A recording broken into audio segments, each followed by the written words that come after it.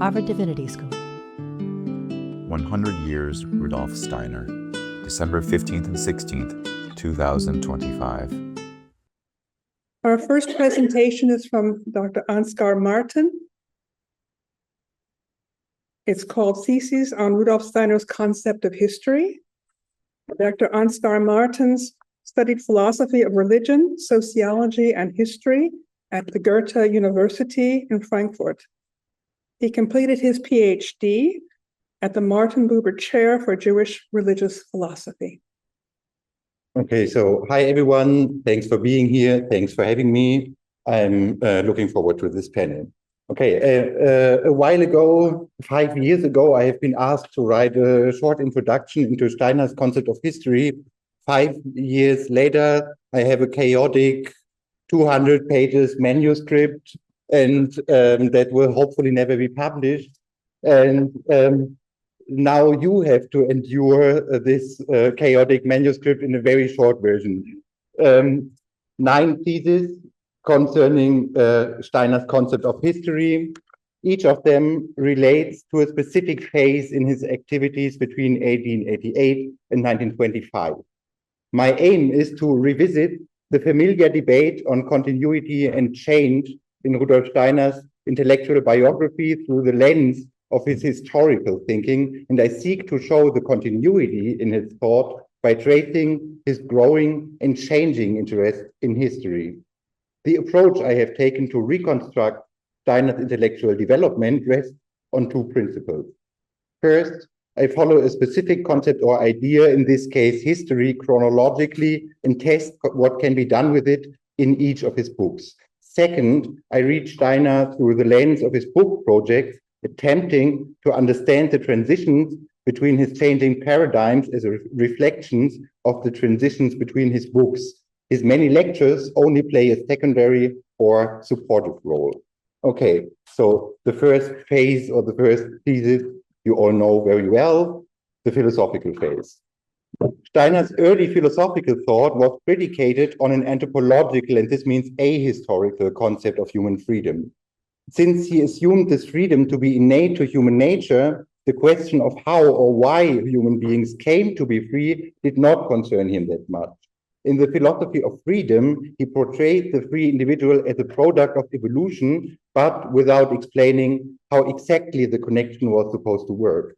There was no law governing human activity other than the individual's will to exercise their freedom, as he had already written in his very first book. And I'm quoting now, "Our epistemology completely rules out the imputation of any kind of purpose to history, such as the notion that human beings are meant to be elevated from a lower to a higher stage of perfection, and so on." End of the quote. Steiner's lengthy rejection of any kind of teleological approach to history echoed that of Goethe, on whose epistemology the book was meant to reflect. Yet already in his second book on Goethe, Goethe's Worldview, Steiner adopted a far more historically inflected approach. In the course of the 1890s, most in the second half of the 1890s, Steiner's focus shifted increasingly from German idealism towards Haeckel, Nietzsche, and Stirner. Of these 3, Nietzsche was the historian, but Steiner did not read him that way. To be clear, Nietzsche is important for Steiner, but not as a historian. He read the genealogy of morals not in a genealogical, but in naturalist terms. Hence, he failed to appreciate that Nietzsche reconstructed the historically contingent emergence of specific values in order to deconstruct, destabilize them. Instead, Steiner operated on the assumption that Nietzsche's treatment of the history of ideas was similar to the way in which a natural scientist treats the evolutionary emergence of organs. Yet Steiner began to take an interest in history in the late 1890s. I want to suggest that this interest resulted not so much from his engagement of Nietzsche, but from his encounter with Max Stirner's existentialist philosophy.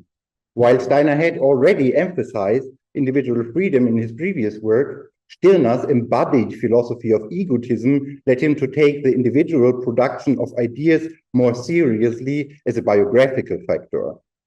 This biographical dimension features, if only in passing, both in Steiner's Nietzsche book and in Goethe's worldview.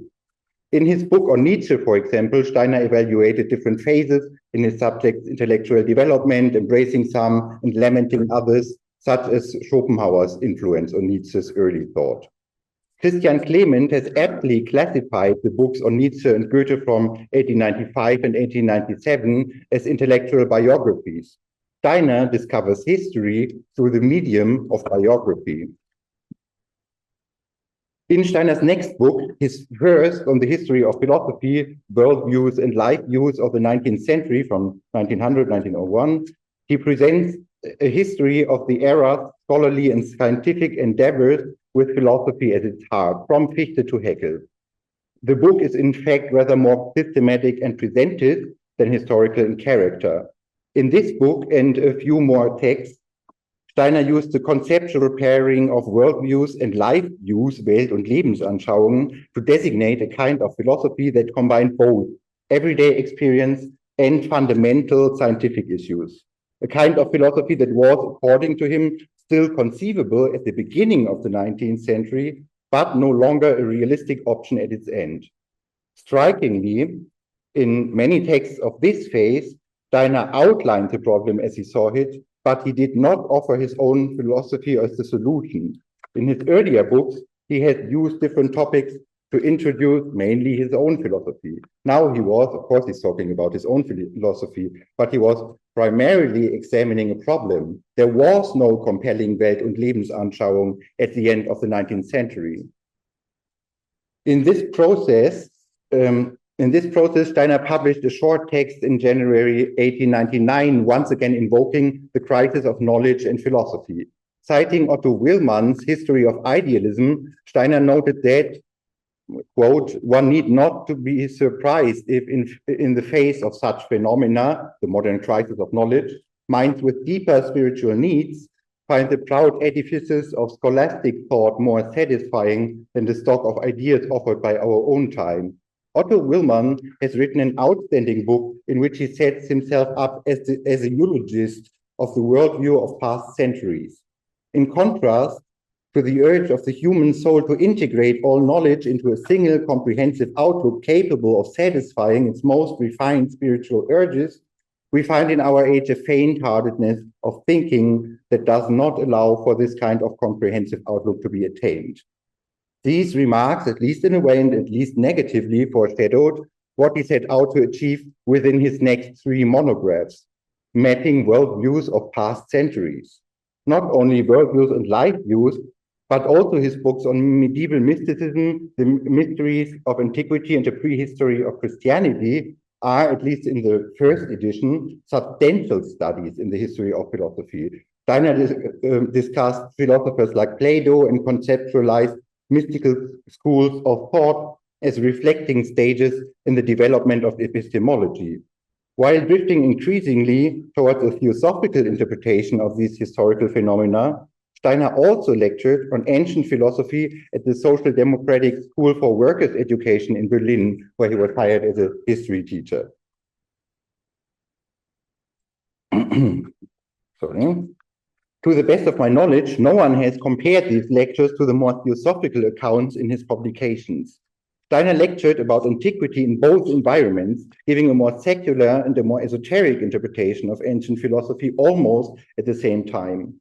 Following worldviews and life views, Steiner turned to antiquity because of his ongoing historiographical project, not only because of his new theosophical audience.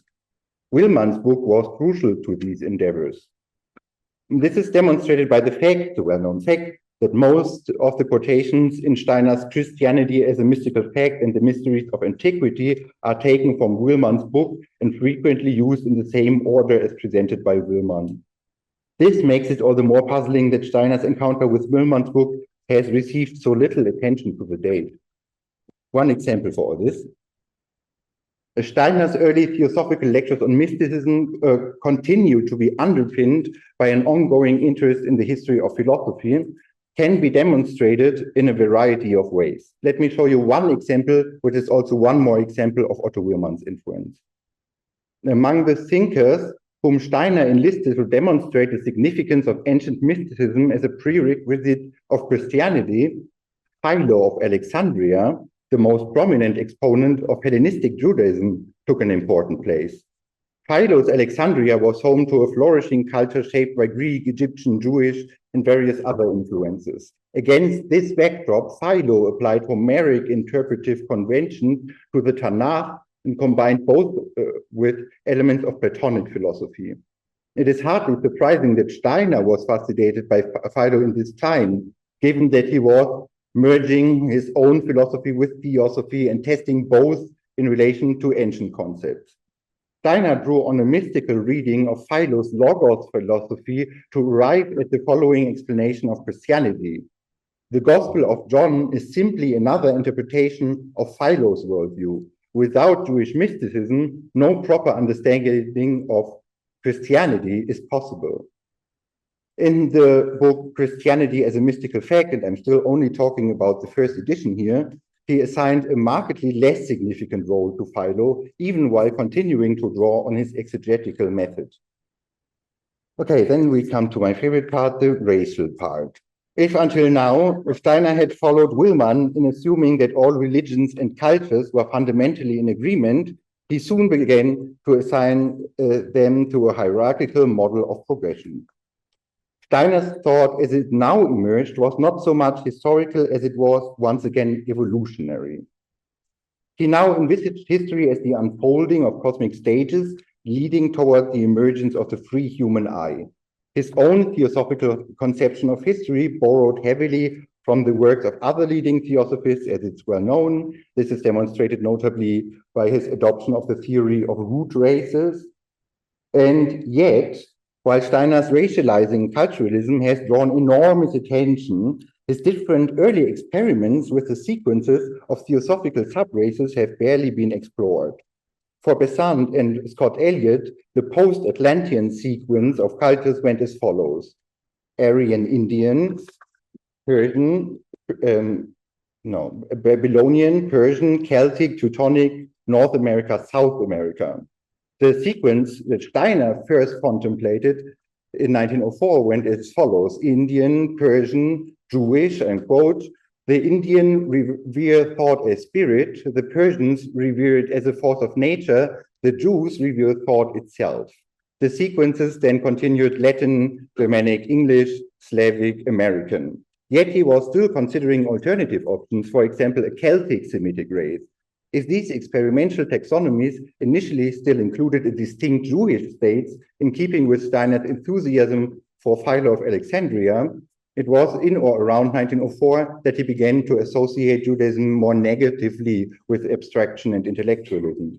And in October 1904, he proposed the following well-known sequence of cultural epochs: Indian, Persian, Babylonian, Egyptian, Greco-Roman, Anglo-Saxon, Germanic, Slavic, American. In his theosophical phase, Steiner's historical thought seems to dissolve or devolve entirely into elaborations on cultural epochs, reincarnation, Christology, initiates. His more historical books from this period, Occult Science, and the less well-known The Spiritual Guidance of Man and Mankind, the only book in which he publicly presented the theory of the two Jesus boys.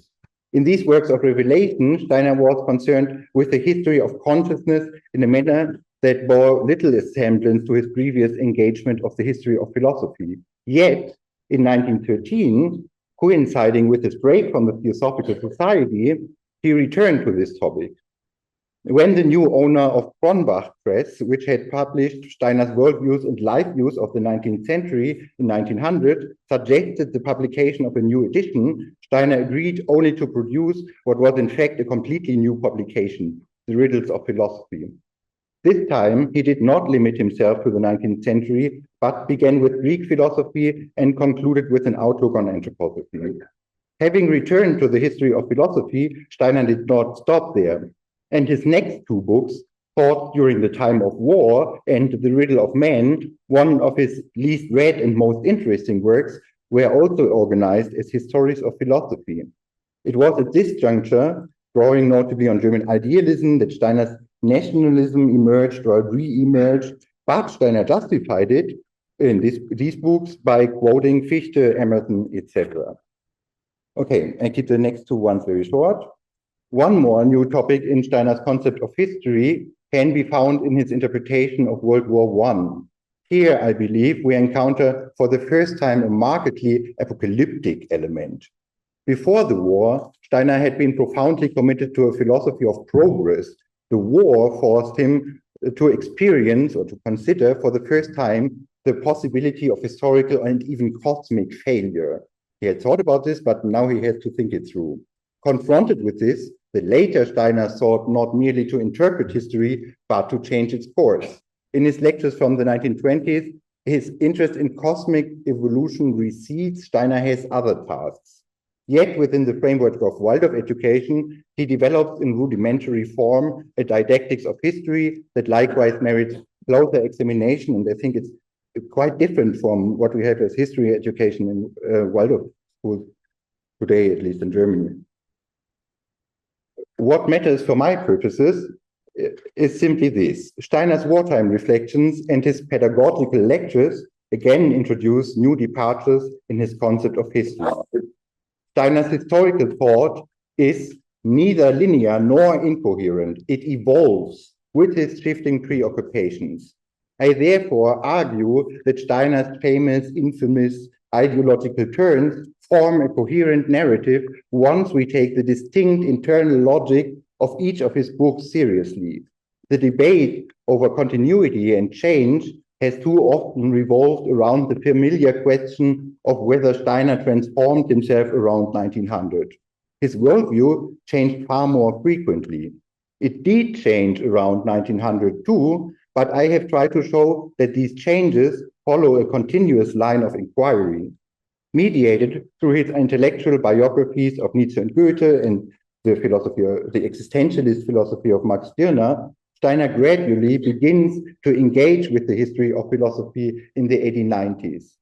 Driven by the predicament of the present, he turns to the 19th century, then to the Middle Ages and antiquity. Worldviews and life views forms a unity with mysticism at the dawn of the modern age and the first edition of Christianity as a mystical fact, just as the latter two are somehow connected with the theosophical books. Similarly, the books published after 1914, the riddles of philosophy, thoughts during the time of war, and the riddle of man belong together. These 6 books are Steiner's historiographical works. The theosophical theories of races, cultural epochs, secrets, brotherhoods, and so on follow a more evolutionist logic that is beyond historical questions. But there are, in fact, 2 historiographical trilogies in Steiner's work, one marking his path into theosophy around 1900, the other marking his path out of theosophy around 1914. These sequences show that Steiner's historical thought evolved, not through isolated breaks, but through successive reorganizations of his philosophical projects. Sponsored by the Program for the Evolution of Spirituality. Copyright 2023, Preston Fellows of Harvard College.